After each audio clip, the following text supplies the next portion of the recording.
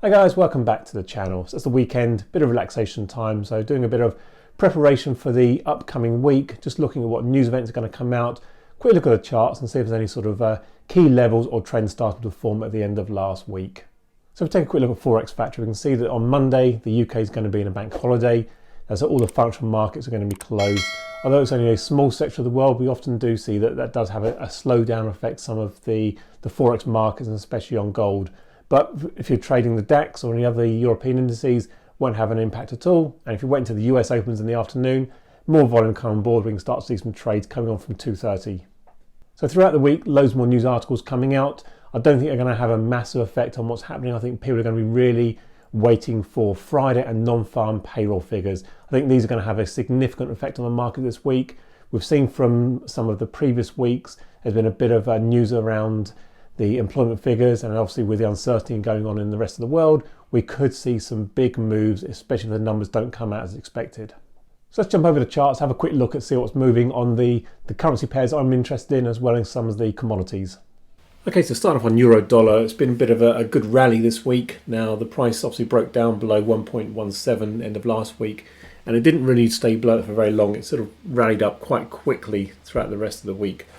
Now, this is obviously a very high level view. If we zoom in a little bit on the daily chart, we can see that, we can see that we're still in a downward trend. We're still getting some lower lows, and this obviously the recent high is just coming up to touch the previous high. Now, I think if it wasn't for the Fed Reserve announcements on end of Friday, we would not seen such a big green buyers bar. If we look in onto the 15-minute chart, for example, we can see when that news came out how it really did rally up. So although we can see most of the week it was sort of trending up slightly higher, it was very choppy and very hard to determine an actual trend direction or where it's going to go next. News announced on Friday, and we saw a massive spike up, a huge spike up in the euro dollar, and I think we're now at a point where this could have reached its high of 1.18. So again, checking all the multiple time frames, you can see on a 1 hour chart we are now literally touching at the previous high. If it doesn't break 1.18 early on Monday, I can see this rejecting this level and coming all the way back down to 1.17, especially if there's some negative news towards the end of the week and there's some additional strength in the dollar. Looking at cable now on the daily chart, we can see it's almost following the exact same trend as euro dollar. We can see that we had that big run up to get to 1.41 towards the sort of beginning of the year, January, February time, and since then been a sideways range motion and now starting to show a lot more weakness with price dropping off. So on the 1 hour chart, we are starting to break out to some new highs. But again, I think if there wasn't that announcement end of Friday, we've not seen this massive surge up, and therefore we'd be looking at, again, more weakness and potentially selling this one towards the beginning next week. So again, my outlook on GBP USD is definitely short in the upcoming week. So looking at Aussie Dollar, it's been a nice downward trend over the past couple of months, and we can literally see it's just been a pullback into the zone where we're literally looking to want to sell again.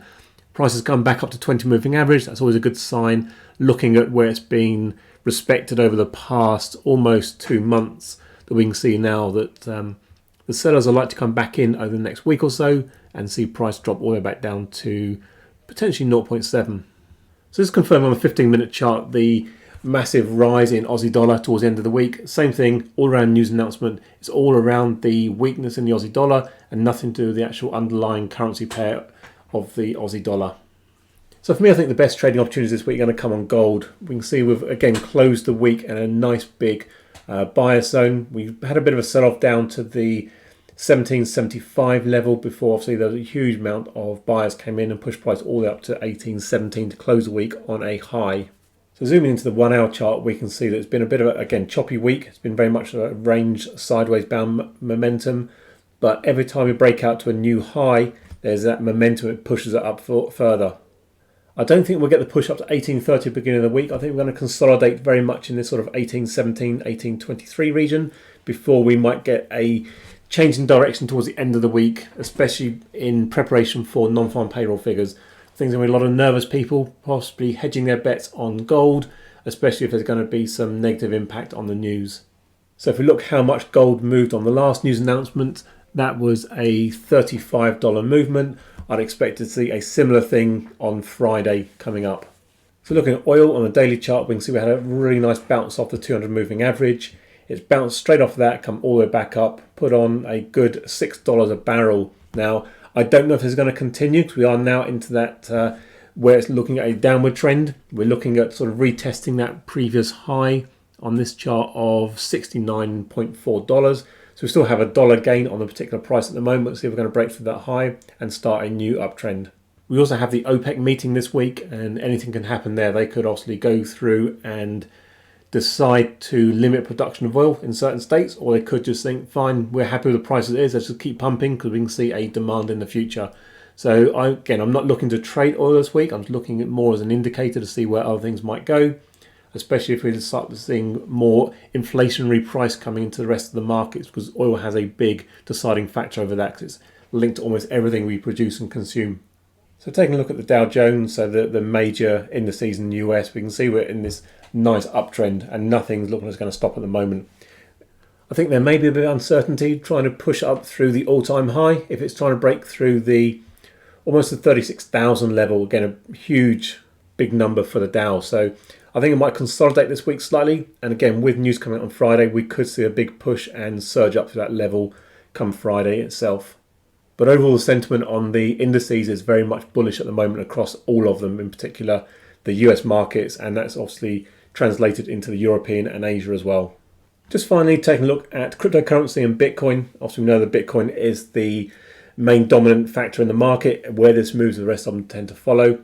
Price is obviously still moving up in an upward trend. We've seen price breaking up through the sort of kind of resistance level of 49,000. It did peak just above 50,000 before coming back down.